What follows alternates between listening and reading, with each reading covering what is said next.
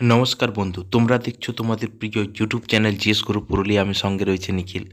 তো food SI এর exam কিন্তু আমাদের খুব সামনেই, আমরা প্রায় দোরগোড়ায় চলে এসেছি এক্সামের। তো আমাদের শেষ মুহূর্তের প্রস্তুতি কিন্তু তুঙ্গে চলছে। তো শেষ মুহূর্তের প্রস্তুতির জন্য আমি কিছু ডোজ দিতে যাচ্ছি আজকে এই ভিডিওর মাধ্যমে। অর্থাৎ কিভাবে তোমরা এক্সাম দেবে তার কিছু বিশ্লেষণ বলবো আমি। যেহেতু আমাদের 6টা শিফটে এক্সাম হবে, অর্থাৎ প্রথম দিনে 3টে শিফট, নেক্সট দিনে 3টে শিফট। আমি প্রতিটি শিফটের অ্যান্সার কি তোমাদেরকে প্রোভাইড করব জিএস পোর্শনে। এরপরে দেখো এখানে যে 3টে শিফট প্লাস 3টে শিফট এক্সাম হচ্ছে, তার জন্য কিন্তু নর্মালাইজেশন হবে। অর্থাৎ কোনো শিফটে জটিল কোশ্চেন আসবে, আবার কোনো শিফটে সহজ কোশ্চেন আসবে, কিন্তু সেখানে জিএস কিন্তু গুরুত্বপূর্ণ একটা বিষয়। ওকে। এবং ফুড এসআই ছাড়াও আমাদের ভোটের পরে, অর্থাৎ লোকসভা ভোটের পরে মে মাসের পরে কিন্তু আমাদের আরও এক্সাম আসবে। যেমন ইন্ডিয়ান রেলওয়েজ এক্সাম রয়েছে, মিসলেনিয়াস রয়েছে, ক্লার্কশিপ রয়েছে, পঞ্চায়েত রয়েছে, আইসিডিএস রয়েছে, মেনি মোর। তোমাদের হাতের কাছে এখন অনেক অপরচুনিটিস রয়েছে।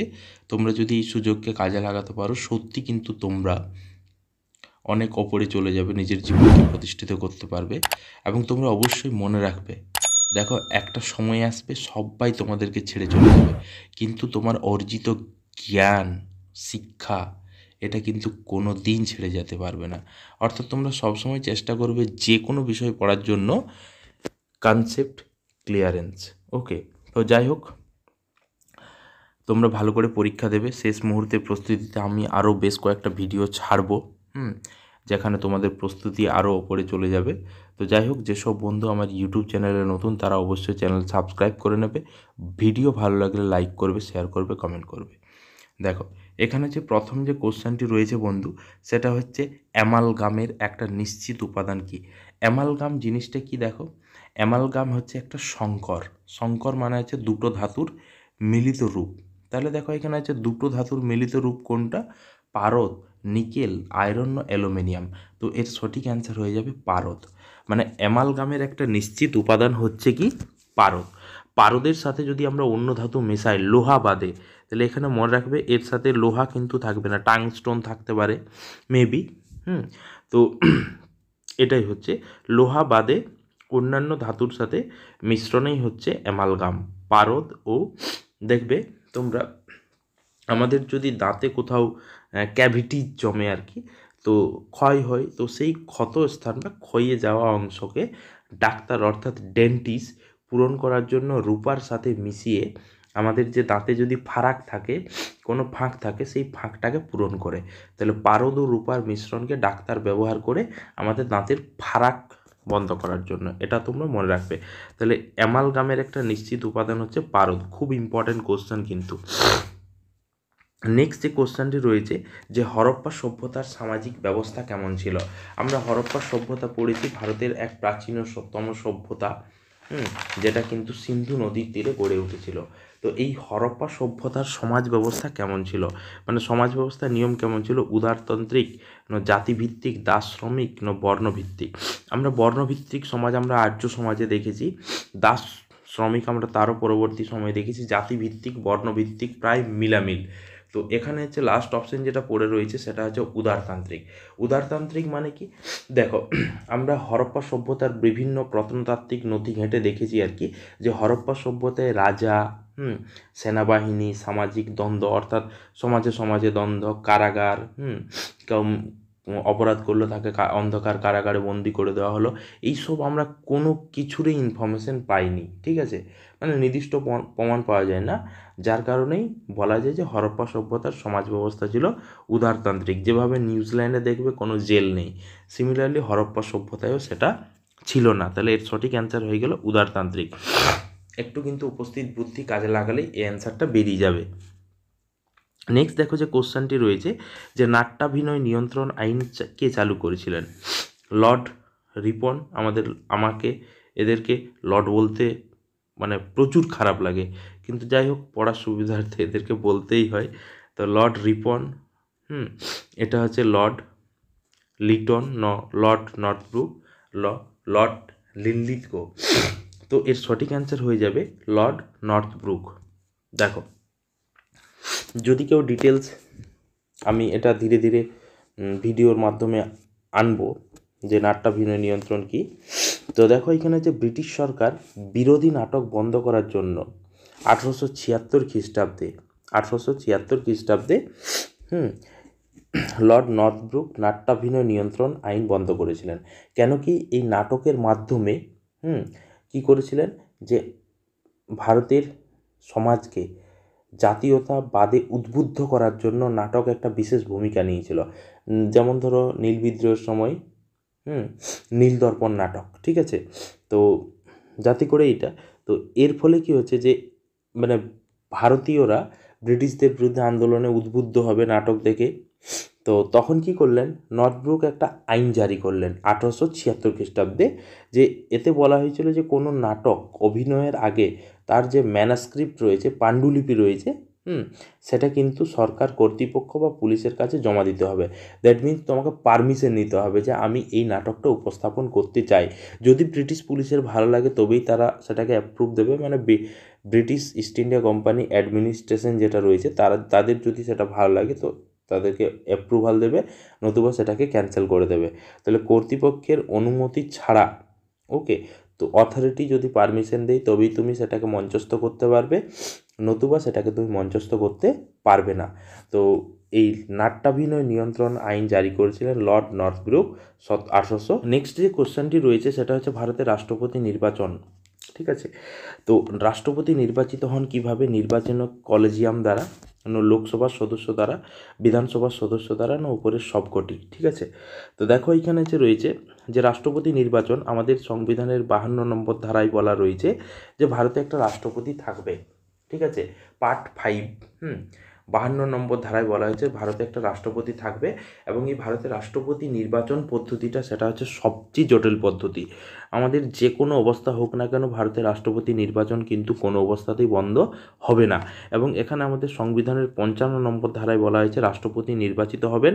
এবার আরেকটা জিনিস তোমরা রাষ্ট্রপতির ক্ষেত্রে মনে রাখবে যে 61 নম্বর ধারায় রাষ্ট্রপতির ইমপিচমেন্ট অর্থাৎ রাষ্ট্রপতির মানে পদত্যাগ বা তাকে বহিষ্কার, এই ব্যাপারটা বলা রয়েছে, ঠিক আছে। আমাদের রাষ্ট্রপতির প্রচুর ক্ষমতা, কিন্তু সেই ক্ষমতাটা খাতায় কলমে বাস্তবে তা নেই। তো এই রাষ্ট্রপতি নির্বাচন কিভাবে হয়? রাষ্ট্রপতি নির্বাচন যেটা হয় সেটা হচ্ছে কেন্দ্রীয় আইনসভা, ঠিক আছে। তো এর সঠিক অ্যান্সার হয়ে গেল নির্বাচনী কলেজিয়াম দ্বারা, ইলেকটোরাল কলেজ, এই দ্বারা কিন্তু আমাদের রাষ্ট্রপতি নির্বাচন হন। ওকে, তো দেখো এখানে যে নির্বাচনী কলেজিয়ামে কে কে থাকে, কেন্দ্রীয় আইনসভা, সেখানে থাকবে লোকসভা, রাজ্যসভা এবং বিধানসভা, যে কোনো রাজ্যের বিধানসভা, এবং এখানে দুটো ইনক্লুডিং বিধানসভা রয়েছে, সেটা হচ্ছে দিল্লির বিধানসভা এবং পন্ডিচেরির বিধানসভা। এগুলো নিয়ে একটা ইলেকটোরাল কলেজ তৈরি হয় এবং এরাই কিন্তু রাষ্ট্রপতি নির্বাচনে ভোট দিতে পারে। কোনো সাধারণ নাগরিক কিন্তু রাষ্ট্রপতি নির্বাচনে ভোট দিতে পারেন না, ঠিক আছে। নেক্সট যে কোশ্চেনটি রয়েছে যে নিচের কোনটি ইসরায়েলের জাতীয় গোয়েন্দা সংস্থা? দেখো দেখো ইসরায়েল এবং প্যালেস্তাইনের নাও একটা বিশাল যুদ্ধ চলছে। তো দেখো প্রতিটি দেশের কিন্তু এক একটা করে গোয়েন্দা সংস্থা রয়েছে। তো সিমিলারলি ইসরায়েলের গোয়েন্দা সংস্থার নাম কি? দেখো এখানে হচ্ছে অপশান রয়েছে CIA, ওকে, অপশান রয়েছে CIA, তারপরে KGB, SIS, মোসাদ, ঠিক আছে। তো এর সঠিক অ্যান্সার হয়ে যাবে, দেখো এর সঠিক অ্যান্সার হয়ে গেল মোসাদ। ইসরায়েলের জাতীয় গোয়েন্দা সংস্থা হচ্ছে মোসাদ। দেখো এটা হচ্ছে কি, মোসাদ ইসরায়েলের বিভিন্ন কাজ করে থাকে। বাকিগুলো জেনে নাও। CIA এই যে জাতীয় সংস্থা, মানে এটা হচ্ছে একটা বেসামরিক গোয়েন্দা সংস্থা, এবং এটা হচ্ছে কাদের জন্য কাজ করে? USA, United States of America. KGB কার জন্য কাজ করে? রাশিয়ার জন্য কাজ করে। SIS এটা কার জন্য করে? ইউনাইটেড কিংডম অর্থাৎ ব্রিটিশ ইংল্যান্ডদের জন্য কাজ করে, এবং এর আরেকটা নাম হচ্ছে M16 নামেও পরিচিত। SIS কিন্তু M16 নামেও পরিচিত। তাহলে এর সঠিক অ্যান্সার হয়ে গেল কি মোসাদ, ইসরায়েলের জাতীয় গোয়েন্দা সংস্থা মোসাদ, ঠিক আছে। নেক্সট দেখো যে কোশ্চেনটি রয়েছে যে প্রবলেম অফ দ্য ইস্ট বইটি কার লেখা? দেখো Jane Austen, Jayaprakash Narayan, John Milton না লর্ড কার্জন? জন মিল্টনের লেখা আমরা একটা বই পড়েছি প্যারাডাইজ লস্ট। জয়প্রকাশ নারায়ণ তিনি কিন্তু পাটনার একজন বিখ্যাত লোক, তিনি কিন্তু গান্ধীজির মানে সমকালীন একজন লিডার, তিনি কিন্তু মানে লোকনায়ক নামে পরিচিত। হ্যাঁ, যেমন ধরো জয়প্রকাশ নারায়ণের নামে পাটনা ইন্টারন্যাশনাল এয়ারপোর্টও রয়েছে। তো এখানে জয়প্রকাশ নারায়ণকে তোমরা ওইভাবেও মনে রাখতে পারো, তিনি কিন্তু লোকনায়ক নামে পরিচিত। তো এখানে দেখো প্রবলেম অফ দ্য ইস্ট বইটির লেখক হচ্ছে লর্ড কার্জন। তাহলে এটা মনে রাখবে যে প্রবলেম অফ দ্য ইস্ট বইটির লেখক হচ্ছে কে? Lord Curzon. এই লর্ড কার্জন তিনি বইটি লিখেছিলেন 1894 খ্রিস্টাব্দে। কেন কি এই সময় জাপান, চীন, কোরিয়া এখানে আন্তর্জাতিক মানে ইন্টারন্যাশনাল ল্যান্ডস্কেপ মানে অর্থাৎ ভূমিরূপ কেমন হবে এটার অবস্থা সম্পর্কে তিনি বোঝাতে গিয়ে মানে তিনি এই বইটির মাধ্যমে তিনি কিন্তু ব্যক্ত করেছেন problem of the east. Lord Curzon Japan, চীন এবং কোরিয়ার আন্তর্জাতিক ল্যান্ডস্কেপ বোঝাতে গিয়ে তিনি মানে এই বইটি লিখেছেন problem of the east, Lord Curzon. Next দেখো যে মানে যে কোশ্চেনটি রয়েছে যে চান ঘরে গান, চান ঘরে গান একটা বই, এই বইটি কার লেখা? শক্তি চট্টোপাধ্যায়, বুদ্ধদেব গুহ, সুকান্ত ভট্টাচার্য না বিমল কর? তাহলে এর সঠিক অ্যান্সার হয়ে যাবে বুদ্ধদেব গুহ। এগুলো কিন্তু মনে রাখবে তোমরা, এই ধরনের বই মনে রাখবে যে আত্মজীবনী বইগুলো রয়েছে অবশ্যই তোমাদের পড়বে এবং সংবিধানের যে ধারা রয়েছে সেগুলো কিন্তু তোমরা অবশ্যই মনে রাখবে। নেক্সট দেখো যে কোশ্চেনটি রয়েছে যে তামাক বিরোধী দিবস কবে পালন করা হয়? মানে হচ্ছে ওয়ার্ল্ড টোবাকো যে ডে, সেই ডেটা কবে সেলিব্রেট করা হয়? দেখো এখানে রয়েছে যেটা প্রথম যেটা অপশান রয়েছে 21 মার্চ, অর্থাৎ 21 মার্চ। এই প্রতিটা ডে কিন্তু ইম্পর্ট্যান্ট একটা ডে। দেখো 21 মার্চ আমরা ফরেস্ট ডে হিসাবে সেলিব্রেট করি, ঠিক আছে, এটা তোমরা মনে রাখবে। 31 মার্চ আমরা কিন্তু কি ডে হিসাবে সেলিব্রেট করি? এটা তেমন কোনো ইম্পর্ট্যান্ট ডেজ নেই। 22 এপ্রিলটা তোমরা মনে রাখবে যে world earth day, world earth day, ঠিক আছে, এটা তোমরা মনে রাখবে 22 এপ্রিল। এরপরে দেখো 31 মে, প্রতি বছর 31 মে তামাক বিরোধী দিবস পালন করা হয়। এবং এবারের যে তামাক বিরোধী দিবসের যে মোটোটা আছে protecting children from tobacco industry interference, ঠিক আছে, 31 মে। তাহলে তামাক বিরোধী দিবস কবে পালন করা হয়? 31 মে। এরকম একটা ডেট কিন্তু তোমরা মনে রাখবে যেটা কিন্তু পরীক্ষাতে আসবেই। এরপর দেখো পাঞ্চ শব্দটি কোন খেলার সাথে যুক্ত?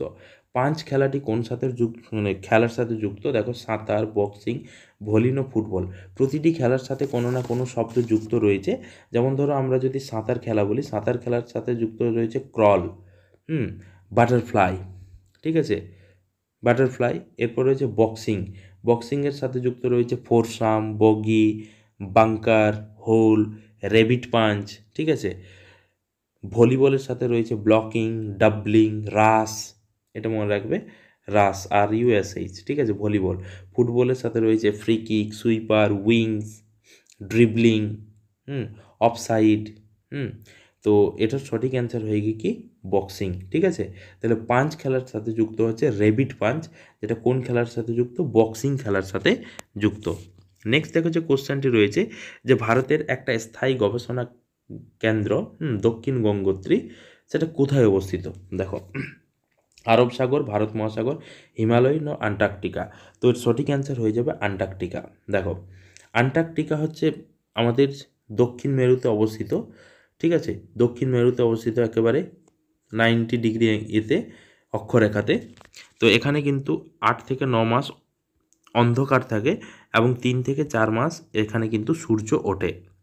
এখানে তাপমাত্রা প্রায় হিমাঙ্কের নিচে থাকে আন্টার্কটিকা, এবং এই আন্টার্কটিকাতে বিভিন্ন দেশ আর কি সেখানে তাদের রিসার্চ সেন্টার গড়ে তুলেছে।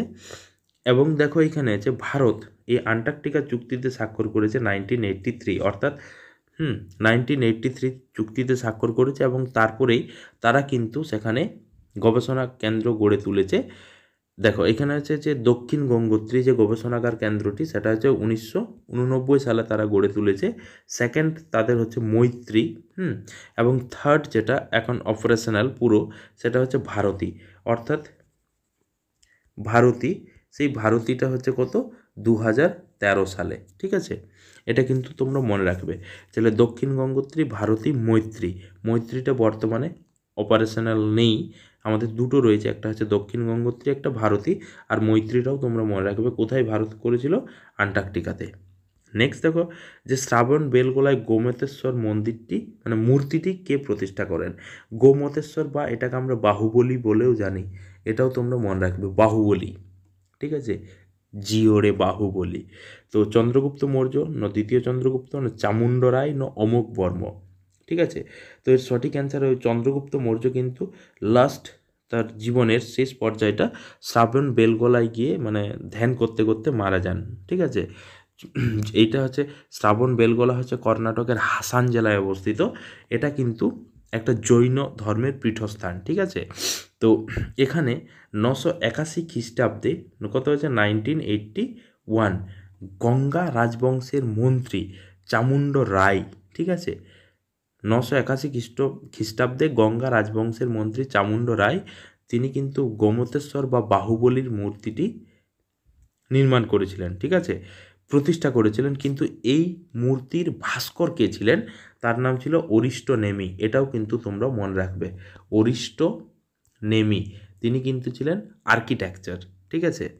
তাহলে এর সঠিক অ্যান্সার হয়ে গেল কে, চামুণ্ড রায়। অনেকে আবার এখানে চন্দ্রগুপ্ত মৌর্য করে দেবে, যেহেতু তিনি জীবনের অনেকটা সময় কিন্তু শ্রাবণ বেলগোলায় কাটিয়েছিলেন, ঠিক আছে। নেক্সট দেখো রয়েছে যে ভারতীয় সংবিধানের কোন ধারায় বলা হয়েছে যে রাষ্ট্রীয় অর্থে যেসব শিক্ষা প্রতিষ্ঠানগুলি পরিচালিত হয়ে থাকে সেখানে কিন্তু কোনো ধর্মীয় শিক্ষা প্রদান করা যাবে না, ঠিক আছে। দেখো তাহলে হচ্ছে এর সঠিক অ্যান্সার কী হবে, দেখো হচ্ছে অনেকগুলো ধারা দেওয়া রয়েছে তোমাদের কাছে, অপশানগুলো দেখো 25 নাম্বার ধারা, 26 নাম্বার ধারা, 27 নাম্বার ধারা, 28 নাম্বার ধারা। ওকে, তাহলে হচ্ছে 4টা ধারা রয়েছে। তো এর সঠিক অ্যান্সার হয়ে যাবে কি, আমাদের যে অপশান ডি রয়েছে, ঠিক আছে, 28 নাম্বার ধারা, ঠিক আছে। দেখো এখানে যে তোমরা অবশ্যই বাকি ধারাগুলো এর সাথে সাথে মনে রাখবে যে কোন ধারাতে কি কি রয়েছে। দেখো যে 25 নাম্বার ধারাতে রয়েছে কি, যে তাহলে এর সঠিক অ্যান্সার পেয়ে গেলাম 28 নাম্বার ধারা। দেখো 25 নাম্বার ধারাতে বলা হয়েছে যে বিবেকের স্বাধীনতা অনুসারে ধর্মস্বীকার, ধর্মচারণ এবং ধর্মপ্রচার অধিকার। 26 নাম্বার ধারাতে যেটা বলা রয়েছে যে ধর্মীয় প্রতিষ্ঠান বা ট্রাস্ট গঠন, দেবোত্তর সম্পত্তি প্রতিষ্ঠা এবং ভোগ দখলের অধিকার। 27 নম্বর ধারাতে যেটা আমরা জানবো সেটা হচ্ছে ধর্মীয় কারণে কোনো ব্যক্তিকে কর দিতে হবে না। আর 28 নম্বর ধারায় বলা হয়েছে যে সম্পূর্ণভাবে সরকারি সাহায্যপ্রাপ্ত শিক্ষা প্রতিষ্ঠানগুলিতে কোনো রকম ধর্ম শিক্ষা বা ধর্ম প্রচারের উপর মানে যেটা রয়েছে বাধা।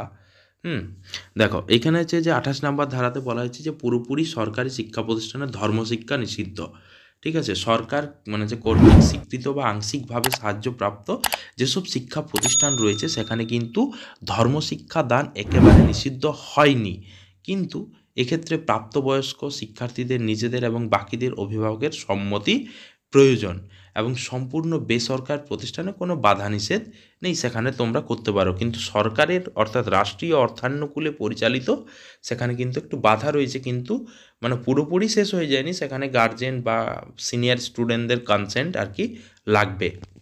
তাহলে এর সঠিক অ্যান্সার হয়ে গেল কি অপশান ডি, 28 নম্বর ধারাতে বলা রয়েছে। নেক্সট দেখো যে কোশ্চেন রয়েছে যে রাষ্ট্রের নির্দেশাত্মক নীতিগুলি হলো, নির্দেশাত্মক নীতি আমরা যেগুলোকে ডিপিএসপি বলে জানি, ঠিক আছে। ডিপিএসপি অর্থাৎ directive principal of state policy, যেটা আমাদের সংবিধানে আয়ারল্যান্ড থেকে নেওয়া হয়েছে, ঠিক আছে। এটা তোমরা মনে রাখবে, আমাদের সংবিধানে আয়ারল্যান্ড থেকে নেওয়া হয়েছে এই ডিপিএসপি, যেটা আমাদের ভারতীয় সংবিধানের 36 নম্বর ধারা থেকে 51 নম্বর ধারার মধ্যে কিন্তু বর্ণিত রয়েছে। তো এই ডিপিএসপি যেটা হচ্ছে আদালতের বিচারের সম্মুখীন হওয়ার যোগ্য, জাস্টিসেবল, বিচার করা যাবে না আদালতের বিচারের যোগ্য নয়, না কেবলমাত্র কয়েকটা নীতি বিচারযোগ্য, না উপরের কোনোটিই নয়। তো সঠিক অ্যান্সার হয়ে যাবে দেখো আদালতে বিচারের যোগ্য, যে বিচারের যোগ্য নয়, এটা হচ্ছে নন জাস্টিসেবল। আমাদের যে পার্ট 4 রয়েছে যেখানে আমাদের ডিপিএসপি বর্ণিত রয়েছে, ঠিক আছে, এটা কিন্তু আদালতে আমরা এটাকে বিচার করতে পারবো না। অর্থাৎ আমাদের যদি এই 36 থেকে 51 নম্বর ধারার কোনো একটা জিনিস বিঘ্নিত হচ্ছে, আমরা কিন্তু সোজাসুজি কোথাও যেতে পারবো না। কিন্তু আমাদের যে মৌলিক অধিকার যেটা রয়েছে, যেটা আমাদের সংবিধানের 12 নম্বর ধারা থেকে 35 নম্বর ধারা পর্যন্ত রয়েছে, যেটা আমাদের পার্ট 3-তে রয়েছে, তার যদি কোনো একটা অংশ আমাদের যদি খর্ব করা হয়, তাহলে কিন্তু আমরা সোজাসুজি হাইকোর্ট বা সুপ্রিম কোর্টে যেতে পারি বিচারের জন্য। মানে ওটা হচ্ছে জাস্টিসেবল, কোনটা? সংবিধানের মৌলিক অধিকার। কিন্তু ডিপিএসপি সেটা কিন্তু নন জাস্টিসেবল, অর্থাৎ এটা কিন্তু বিচার করা যায় না, আদালতে বিচারের জন্য যোগ্য নয়।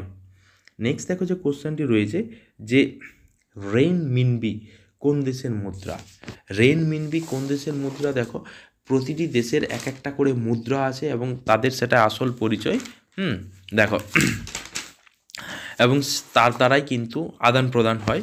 তো সেরকম এখানে যে রেইনমিনবি যে মুদ্রাটা, সেটা হচ্ছে চিলির না, চীন দেশের না, নেপালের না, মেক্সিকোর।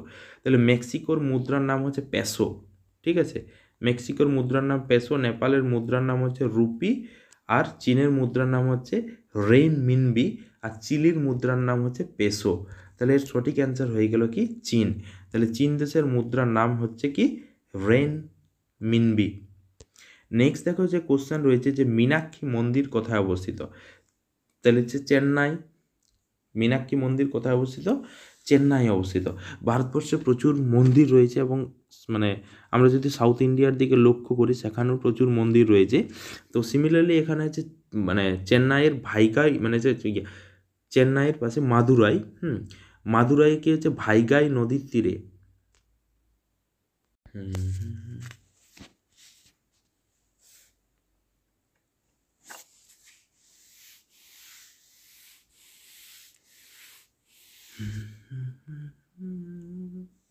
দেখো, নেক্সট যে কোশ্চেন রয়েছে, মীনাক্ষী মন্দির কোথায় অবস্থিত? মাদুরাই না, চেন্নাই না, বেঙ্গালুরু না, হায়দ্রাবাদ? তো এর সঠিক অ্যান্সার হয়ে যাবে কি? মাদুরাই। তাহলে মীনাক্ষী মন্দির কোথায় অবস্থিত? তার সঠিক অ্যান্সার পেয়ে গেলাম আমরা, মাদুরাই। দেখো, ভাইগাই নদীর দক্ষিণে মাদুরাই শহরে মীনাক্ষী মন্দিরটি অবস্থিত এবং এই মন্দিরটি নির্মাণ করেছিলেন রাজা কুলাশেখর, ঠিক আছে? মনে রাখবে এটা, রাজা কুলাশেখর এই মন্দিরটা নির্মাণ করেছিলেন, ঠিক আছে? এখানে কিন্তু 14টি গেট রয়েছে, অর্থাৎ মন্দিরটি প্রবেশ এবং বাহির হতে গেলে আমরা কটা গেট পাবো? 14টি গেট পাবো, ঠিক আছে? সাউথ ইন্ডিয়ায় প্রচুর পরিমাণে মন্দির রয়েছে এবং মাদুরাইয়ে যথেষ্ট মন্দির রয়েছে, তার মধ্যে মীনাক্ষী মন্দির কিন্তু খুব গুরুত্বপূর্ণ একটা জায়গা। নেক্সট দেখো যে কোশ্চেন রয়েছে যে ওস্তাদ আল্লাহ রাখা খান কোন বাদ্যযন্ত্রের সাথে যুক্ত? এখানে তবলা, বাঁশি না, সেতার না, সানাই? এখানে অনেক বাদ্যযন্ত্র রয়েছে, যেমন আমরা তবলা বাদকের মধ্যে যেগুলোকে পাবো সেটা হচ্ছে জাকির হুসেন। বাঁশি বাদকের মধ্যে পাবো হরিপ্রসাদ চৌরসিয়া, পান্নালাল ঘোষ। সানাইয়ের মধ্যে পেয়ে যাব আমরা কাকে? বিসমিল্লা খান। সেতারের মধ্যে আমরা পেয়ে যাব রবিশঙ্কর, আমির খসরু প্রমুখ লোককে। তাহলে এখানে যে কোশ্চেনটি আমরা পেলাম, যেটা হচ্ছে ওস্তাদ আল্লাহ রাখা খান তিনি কোন বাদ্যযন্ত্রের সাথে যুক্ত ছিলেন? তো এর সঠিক অ্যান্সার হয়ে গেল তবলা। অর্থাৎ আল্লাহ রাখা খান তিনি কোন বাদ্যযন্ত্রের সাথে যুক্ত? তবলা। আরেকটা আমি নাম বললাম কি? জাকির হোসেন। তোমরা কিন্তু এগুলো মনে রাখবে যে কে কোন বাদ্যযন্ত্রের সাথে যুক্ত, কে কোন ক্রিয়া পেশার সাথে যুক্ত, ক্রিকেট, ফুটবল বা অ্যাথলেটিক্স যে থাকুক না কেন, তোমরা বুঝে নেবে একটু। দেখো, এখানে আছে লাস্ট অ্যান্ড ফাইনাল কোশ্চেন যে পঞ্চায়েত নির্বাচন করার সিদ্ধান্ত কে নেই? পঞ্চায়েত নির্বাচন যে হবে সেটা কে? দেখো, এখানে রয়েছে রাজ্য সরকার। অপশন দেখো, আজকের আলোচনার শেষ কোশ্চেন এবং গুরুত্বপূর্ণ কোশ্চেন, রাজ্য সরকার, জেলা ম্যাজিস্ট্রেট, ইলেকশন কমিশন না কেন্দ্রীয় স্বরাষ্ট্র মন্ত্রক? আমাদের ভারতবর্ষে প্রথম যে 1969 সালে পঞ্চায়েত সিস্টেমটা চালু হয়েছিল এবং পরবর্তীকালে সেটা বিভিন্ন সংশোধনের মাধ্যমে 3 টায়ার পঞ্চায়েত হয়, যেখানে রয়েছে পিএস পঞ্চায়েত সমিতি, জেডপি জেলা পরিষদ এবং জিপি গ্রাম পঞ্চায়েত। এই যে 3 টায়ার পঞ্চায়েত, এই পঞ্চায়েত সিস্টেম যেখানে নির্বাচন হয় প্রতি 5 বছর অন্তর অন্তর, সেই নির্বাচন করার সিদ্ধান্ত কে নেয়? রাজ্য সরকার, জেলা ম্যাজিস্ট্রেট, ইলেকশন কমিশন না কেন্দ্রীয় স্বরাষ্ট্র মন্ত্রক? দেখো, অ্যাকচুয়ালি আমাদের সংবিধানের যে পার্ট 9, পার্ট 9-এ আমাদের কিন্তু পঞ্চায়েতের অস্তিত্ব সম্পর্কে বলা রয়েছে এবং এখানে বলা হয়েছে যে 243 নাম্বার ধারায় যে পঞ্চায়েত জিনিসটা কী, অর্থাৎ পঞ্চায়েতের সংজ্ঞা কী, পঞ্চায়েতে সদস্য হওয়ার যোগ্যতা, তহবিল, পঞ্চায়েত নির্বাচন সমস্ত কিছু কিন্তু এখানে আলোচনা করা রয়েছে পার্ট 9-এ। এবং এখানে সংবিধানের 243 নম্বর ধারায় গ্রাম পঞ্চায়েতের সংজ্ঞা দেওয়া রয়েছে। তো এই গ্রাম পঞ্চায়েত নির্বাচন যদি হয়, তো এই নির্বাচন মানে করার মুখ্য দায়িত্ব বা সিদ্ধান্ত কে নেয়? রাজ্য সরকার। সেই রাজ্যের রাজ্য সরকার পঞ্চায়েতে নির্বাচন করার সিদ্ধান্ত নেই। অর্থাৎ যে রাজ্যে নির্বাচন হবে, এই যে সম্প্রতি যেমন 2023 সালে আমাদের পঞ্চায়েত নির্বাচন অনুষ্ঠিত হলো, তাহলে সিমিলারলি পশ্চিমবঙ্গের তাহলে যে অ্যানাদার যে স্টেটসগুলো রয়েছে তারাও তাদের রাজ্যের পঞ্চায়েত নির্বাচন কিন্তু নিজেদের দায়িত্বে কিভাবে পরিচালনা করবে সেটা করতে পারে। তো যাই হোক, আমাদের আসন্ন ফুডের এক্সামের জন্য সত্যি আজকের যে আলোচনা করলাম আমি কোশ্চেনগুলো খুবই গুরুত্বপূর্ণ, এবং আশা করি তোমরা অবশ্যই ভিডিওটি দেখেছো, ভালো লেগেছে। তো ভালো লাগলে লাইক করবে, শেয়ার করবে, কমেন্ট করবে। Thank you.